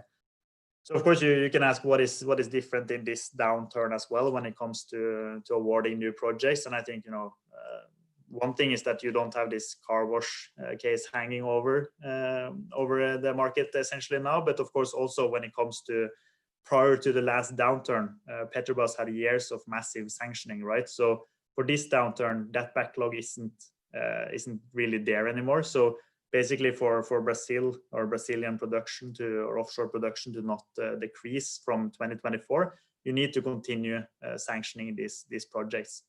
So definitely, I think Petrobras will be a main driver when it comes to the FPSO projects, and also when you get these 2019 projects into production, you can really see kind of this the significance of Petrobras when it comes to the FPSO market, as you see in this chart right here when we look at production of FPSO projects. So the last point I wanted to touch upon, I'm not sure if I'm running out a bit of time here, but I just wanted to briefly touch upon when it comes to renewables as well, I guess, because that is definitely a hot topic these days. So we do have a view on renewables, of course, and as you see here, we do expect the renewables to continue to grow, especially when it comes to big oil companies as well and their investments. But I don't think it's a bit hard to speculate in, but we don't think the growth in renewables is simply because returns in oil and gas is down. I think it's also much more about these greener strategies. And if you look at, for example, the budget cut that we're still seeing, Shell and BP and Total kind of shielding their renewables budgets as well. So definitely we think there will be a big push towards renewables going forward. And I guess in today's news as well, we saw, for example, ADNOC going forward with their power from shore as well. We saw Equinor, for example, now going forward with power from shore for new projects today as well. But of course, there is some disruptions when it comes to sanctioning of renewable projects as well, because you will have, for example, for 2020 now, you will have disruptions in supply chain due to the COVID-19. But then you also, I kind of have a little bit more scary thing that is essentially what we're seeing now in terms of the dollar strengthening towards other currencies. So as you know, kind of renewables, typically I got the capex in USD, but then the return typically is in a local currency. So project returns are falling, but essentially we do think that we still will see quite some growth coming from all the greener strategies of the companies and also the governments globally. I think that pretty much sums up what I had to say. So I'll pass it back to Paulo and Orlando, and I guess it will be time for a question round. Thank you, Henny and Schneider for an excellent presentation. I guess we are ready for the questions. And we have a first one here that probably is more suited for Jamie's talents, but you guys may jump in after him and add some comments to that. The question is, if the Brazilian offshore production increases as expected, would you believe it would be necessary for Brazil to become more active in terms of articulating with other producers, like maybe join OPEC or have a little bit more clout in terms of securing its market for its production? What do you think about that, Jamie? So the question to join OPEC is always a thorny one. The upside is that you are joining an organization that has a lot of status, and you also can get a better sense of kind of what is going on in the market. And to the extent that you are willing to cut, you can end up helping to influence things. The downside is that, of course, if you are an investor, if you're a large oil company and you know that the country you're going into or that you're investing in is a member of OPEC, and you have a potential that you could have a reduction in that production, and that is something that a number of countries are dealing with right now and a number of producers are dealing with right now, then that is a risk and something that producers will look at. Now, obviously, outside of that, it is always a good idea to make sure you have a very good sense of kind of what your market is, what sort of crude you're producing, good relationships with refiners around the world, an understanding of how they price the crude, a very kind of nuanced and sophisticated view on that. Things have gotten much more complex on the trading side over the last several years. So BCG has worked with lots of companies over the last 5 to 10 years in terms of helping to raise the trading and the marketing aspects, because that is getting much more complex. And companies that previously had never thought about doing this are now getting involved with that. And that's anything from physical, financial hedging, everything else. So for Brazil, as it becomes a bigger and bigger player in the producing side of things, these are the sort of questions that they should be asking and considering the pros and cons of each. Thank you, Jamie. Anybody else would like to add to that? I might just add that from the Latin American context, I think that the sort of rationale behind trying to join OPEC when OPEC has obviously opened up and begin to work with non-members in such a collaborative way that you've seen is probably weighted more to the detrimental side than the positive. And if you look at the case of Ecuador, and of course Ecuador is a much smaller producer than Brazil, they just couldn't constrain themselves to artificial cuts from a fiscal standpoint. So I don't know if Brazil would want to enjoin themselves in such a way as to have to kind of comply to artificial cuts when there is their kind of the fiscal downturn. And Ecuador, I think, is an example of how Latin American countries have come to that realization. So I think from our perspective at Rystad, we would think that there is kind of more to lose than to gain from Brazil trying to join OPEC as a full member.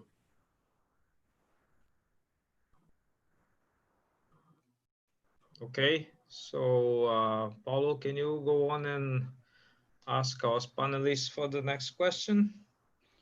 Yeah, sure. Let's go for the second question we have here. I guess I heard from Jamie's presentation. He's concerned about consolidation of shale industry. I mean, mentioning that only the strong companies will probably survive. And also, Pritesh brought us an analysis where SCM, standardization and simplification, technology and operational efficiency is to be considered. So the second question is related to those points, and the question is: impacts to contractors. Will it be necessary to increase merger and acquisitions activity? And how about the return in 2 to 3 years' time? Will it be a lack of suppliers with capacity and capability in this time frame? So I'll begin, Jamie. I mean, on our side, we do feel, I think there's going to be a restructuring in the US, especially when it comes to suppliers. Now, the US is quite unique. When we have bankruptcies over here, it doesn't really mean you're bankrupt, you're restructuring. So we do feel some of the sort of the larger and stronger basic suppliers will come and emerge out of this. What you will see is a lot of the smaller suppliers basically being forced out of the market. Now, one of the key things is when supply does return, there is going to be a pinch in terms of the horsepower that's required, or basically the supply routes that existed for the supply chain to ramp up again. I mean, one of the key things that you saw in the US was the supply chain was able to accommodate the demand when we had the large uptick in demand. And that was a number of reasons. You had the availability of capital, you know, there was certainly the demand there for the supply. And so you saw that sort of playing into that. I think going forward, what you're going to see in this recovery, as it's more of a 2 to 3 year recovery before we all agree on, before it comes back, what you will see is a significant reduction in capacity. And you're seeing that in the subsea market. You know, you saw that in the previous downturn where you saw capacity being taken off. And even in sort of this downturn, you're going to see quite a bit of capacity going off on the market. I think bringing that capacity on is going to take time and a lot of resources and capital, which I don't think is going to be available. So we do anticipate to be much more of an escalation when prices do come back again on this side. And again, especially on the North American side as well, I mean, our opinion is that the capital is not available and people aren't willing to take that risk to invest to bring so much supply into the market at the end of the day. Just to add on to some of that, if you combine Pritesh's team's excellent UCCI, where he very clearly showed that in 2014 the costs really came down, but so far they have not come down. The one thing that we have seen is a real reduction in the investment from companies. And in 2014 there was some discussion about a potential production hole. That you might have later on, where suddenly there's not enough supply and prices would shoot up. And obviously that did not happen, and partly because the service sector could have their costs come down. And so the net effect was relatively small. Now that they don't have the ability to cut as much, these cuts in CapEx are actually impacting things more. And so if you combine that with a strong recovery, you could end up having oil prices shoot up quite strongly. And as Pritesh, I completely agree with Pritesh, which is that this could end up creating a real pinch point as producers are ready to go, but the suppliers that were not able to survive are not there to serve the market. Anyone would like to add on?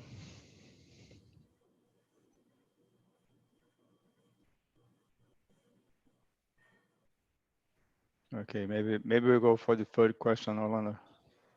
Okay, we saw in Pritesh and Henning presentations the situation where the prices have reduced a lot in 2014 crisis. The margins for the vendors have not recovered much. So, I mean, we have to think in a different way in order, we as an industry, both the operators and contractors, will have to think in a different way so that we can deal with oil prices that are not going back to 60, will stay around the 40s, and with possibilities of going lower than that. So we need to make real strong and robust projects that can withstand the possible storms in the future. So in your view, guys, what would be any possible disruptive changes in terms of business models and applying new technologies to be able so that we as an industry are going to be able to handle this new oil price scenario and still make a profit to keep stay in business? What are your views on that, gentlemen? I guess I can jump in there. So I think what is happening in the subsea market as well has been kind of a great example during the last downturn, where we've seen this, what I mentioned with these integrated contracts, where you see kind of the subsea players taking on the full SPS and SURF scope in one contract, and I think that brings a lot of benefits for the service players. And of course, I think a lot of this has been kind of brought over to the operators during the downturn, though. But definitely, it can also create a lot of technology developments there as well. And I guess that is also what we have been seeing in the subsea market when it comes to standardization as well. Because essentially, when you take on the full subsea scope, you also take on the knock-on effects, or basically due to the delays there as well. So you take on more of the risk within the service company that previously was assumed by the operators. So I guess a lot of these technology developments that we have been seeing in the last years in terms of the subsea side as well has also kind of been brought there by this integrated form as well. But of course, on the other hand, you can also run into a position where you push more of the pricing power over to the subsea players, because you are essentially moving in a kind of a landscape with not too many players now when it comes to the subsea side. So you basically have these three large consortiums of TechnipFMC and Baker Hughes and the McDermott and OneSubsea and then Subsea 7. So of course, if that kind of continues, you could potentially have pushed more of the pricing power over. But of course, now we are in a different world, though. So it will be interesting to see. But I guess, with the work we have been seeing during the last downturn, I think a lot of the potential increase in margins that we could have seen before this COVID-19 could have come from this integrated contracts as well, and the cost cutting that has been done through this. And just to add to Henning's point there as well, I mean, one of the things is with these new contracts that are emerging, I mean, if we do see quite a bit of reduction in staff on the operator side, you're not going to have the capability in-house to look at it anyway. So, a lot of that's going to be passed on to sort of the three big players anyway, in terms of developing the solution. And, up till now, it's sort of, resulting in something like a 20 to 30% reduction in your overall costs for that project. So if they can carry on the trend, I think you see some of that. But one thing that you might see is sort of the emergence of that in other areas as well, not just in subsea, but in other areas of upstream as well, where the risk is basically passed on to more of the suppliers than the operators at the end of the day. Okay. I think I was expecting some of you to say that we're gonna see a Uber vessel or a Uber IUV or some of the stuff using digitization to make projects fast and perhaps increasing the operational efficiency, reducing capex. I think you mentioned that in your presentation, Pritesh. Yeah, I think that is a sort of a given going forward in terms of simplifying projects. I think, in terms of technology and like 3D printing and stuff, I think companies are still investing time and effort into those. I think it's more on, I think the issue is when it comes to like subsea and stuff, it's just the sort of the higher pressure and the temperatures that you have to deal with. So I think it's going to be a much slower curve. So I don't think you're going to see that development in the next, 2 years. But you might see that the development in other areas where you have been able to reduce maintenance costs, or you have been able to reduce parts by technology in terms of obtaining parts cheaper. I think what you will see is, and you've seen already, is an optimization in basically the maintenance schedule, the shifts on and off. I mean, those sort of standard things are being pushed across the board at the moment. I think you're not seeing any of the big, large workovers across the board. So I think companies have learned, I think, in the sort of the previous 2 downturns, best practices, and they still keep, pushing the envelope going forward on that. I think, technology when it comes to digitization, remote monitoring, I think those sort of things have sort of been built in now in terms of any new development that's going ahead as well, where you can simplify it, where you don't have to build larger facilities, or you can reuse sort of designs. I think that's certainly a given going forward in any new projects at the moment. Okay, very good. So I'll hand back to Paulo for the next question. Thank you.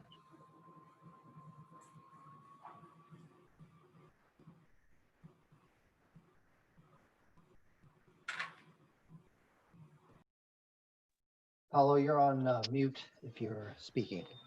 Yep. Sorry about that. Okay, thank you, guys. Well, I was quoting what Pritesh mentioned earlier about the subsea market swing, and I kind of liked his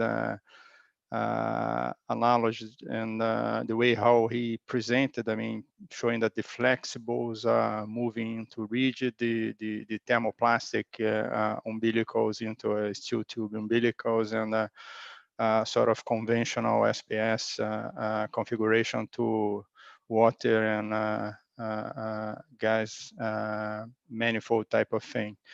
And that calls the 4th question, which is very much concentrated on SPS. But the question is, I mean, considering the impacts to Brazil, do you believe the subsea 3 demand in Brazil will have that deep decline or steep decline as 8 to 85% from 2019? Do you believe suppliers will be able to survive such a huge decline? That's the question. And open to you guys. I mean, I can bring it. I can start off, and then Henning can also really sort of add to it. I mean, I would say on that number I quoted was global. I mean, one of the things I did quote is a lot of the existing projects in Brazil will sort of carry on. So you will see sort of that demand for basically local trees continuing. There could be somewhat of a delay in some of those projects. But when you look at sort of the activity across the board, that's where we're seeing that decline at the moment. I mean, and it's just, I mean, things could change in the next 12 months based on what some of the operators decide in terms of what their longer term goals are in terms of strategy. But at the moment, we haven't seen new orders materializing at the moment. I mean, maybe Brazil is a little bit more shielded with the number of projects that are going ahead. and there's sort of enough there for sort of the local sort of supplier. I think there's a facility down there, but I think globally it is going to be impacted. Oh. Thanks, Pritesh. I think I have to share Pritesh's view on that. We do see, globally the numbers fall quite hard there. So yeah, we are looking at the sub 100 subsea trees to be awarded now for 2020. So definitely, it's going to be a quite hard year there. But then again, we do expect, for example, Brazil to have a small comeback in 2021 and definitely a bigger comeback in 2022. Thank you. Okay, very good. So I guess we have time for a couple more questions. So let's touch on a little bit of a different subject that we haven't touched much yet, but we saw that Brazil has progressed a lot in recent years when it comes to regulation and attractiveness. But what else you guys think can still be done in terms of increasing the competitiveness of Brazil compared to other regions, especially now that we have this decrease in general oil prices? Do you guys have a view on that, please? I think one of the key things that I would mention is it's the productivity aspect of any projects on there. So I think if you could increase the productivity for basically construction and some of the things, I think it would become more attractive in terms of if you had a higher productivity and still relatively labor costs are lower than some other areas around the world. I think you could be a lot more attractive in terms of future investments. I won't talk about the fiscal terms because I'm not an expert on the sort of the royalties and the taxes, but I will say in terms of costs, a lot of the the local content stuff does basically hinder some of the cost developments there. So I think the relaxation of some of those rules will be beneficial, and then any programs that could increase productivity in terms of manufacturing could certainly help as well. Okay, that's a good point. So anybody wanna step into the more regulatory fiscal terms kind of view? I'm gonna also do I think I'm gonna follow Pritesh on more general sort of things. But what I would say, and we've done a lot of work with a lot of countries, is that there is a tendency as countries improve that they compare themselves to where they used to be and say, well, see how much better we have improved. And it's really, really important that you compare yourself with where the world is at and where all the competitors are. So if you're trying to bring in a producer, it's really important that you are comparing yourself to where that producer is thinking of putting it, because the producer is not comparing to say, oh, well, you've improved from 5 years ago. It's okay, I can put my money in any of these different places. How do you compare? And the other thing we found is that real conversations with lots of producers and better understanding kind of how they are looking at things. Because I will say sometimes there is a mismatch between what the country is trying to get done and understanding what the producer is how that fits into their portfolio. Maybe I could just add on the back of that.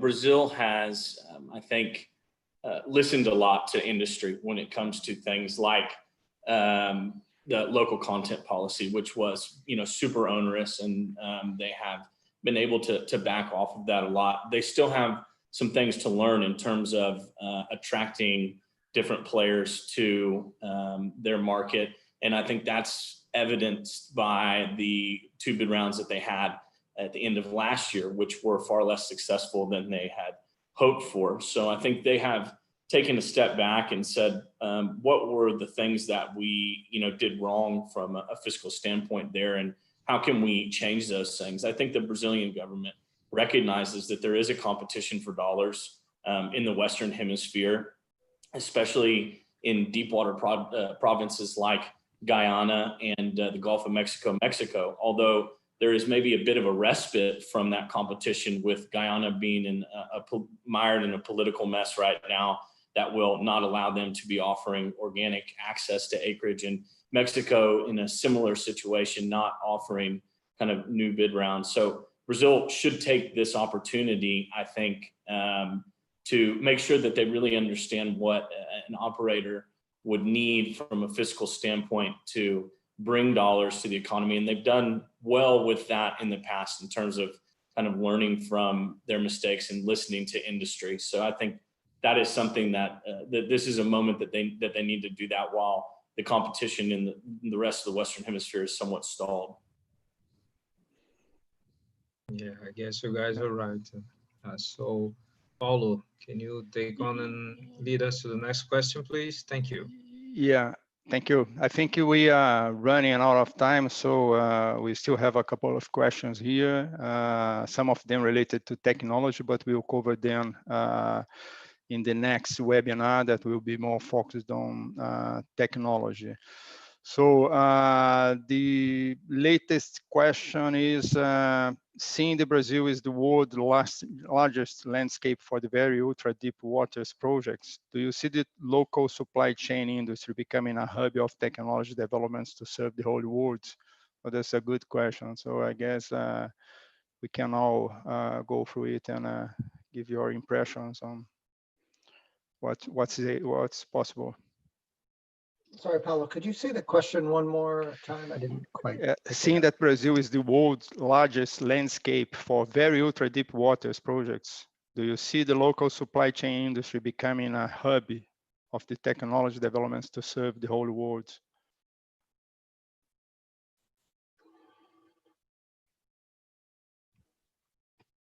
It's clear for you guys.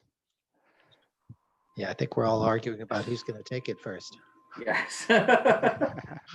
Pritesh, I'm gonna nominate you. I can take, but I'm suspicious to take this one.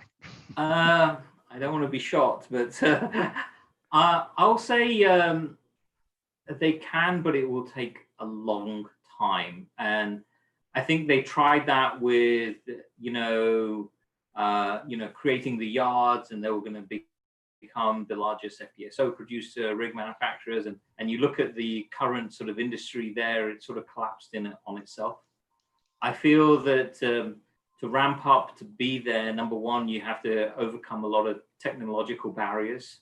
You have to bring in a lot of expertise, and there has to be quite a lot of financial investments to put in there to be that. And you're competing with hubs around the world, basically in sort of the Western world as well. So I think if they are going to compete, they're going to have to do it fairly effectively, either to partner with basically companies like yourself to really to get up there.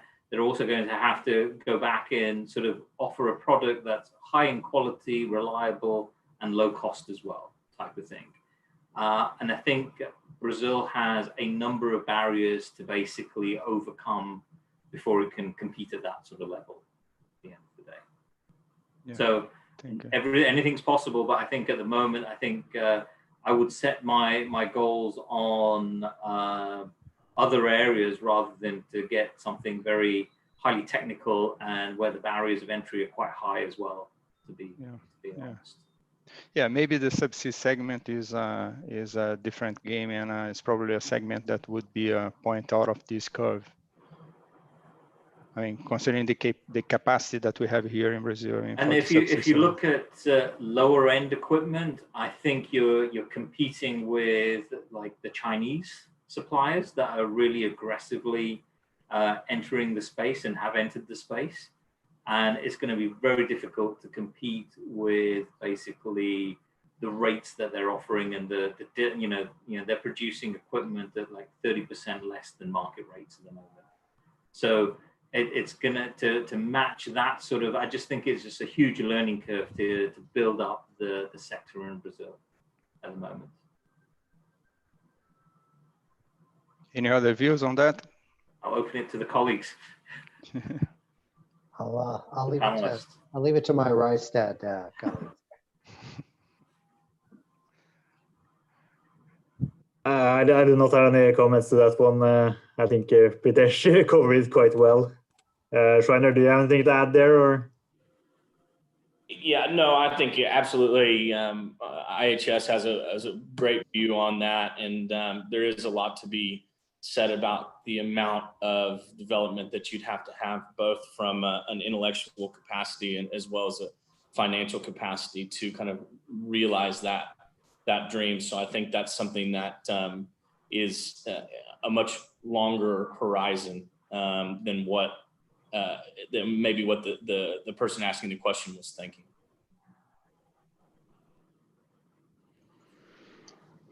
Okay, I guess we are a little bit over time, and I would like to thank you, my colleagues, panelists, Jamie, Pritesh, Henny, and Schreiner, for sharing their views and their time with us today.